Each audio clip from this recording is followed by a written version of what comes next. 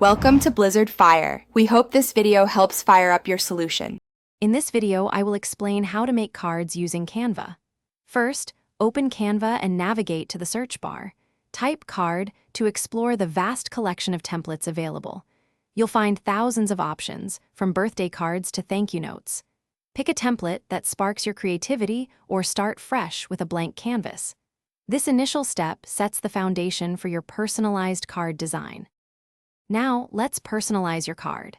Click on any text box to change the message, font, and color. You can upload your own cherished photos or browse Canva's impressive library of millions of stock images. Enhance your design further by adding various elements such as shapes, icons, and illustrations.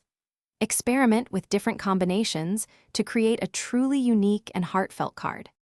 To elevate your card, explore Canva's advanced features.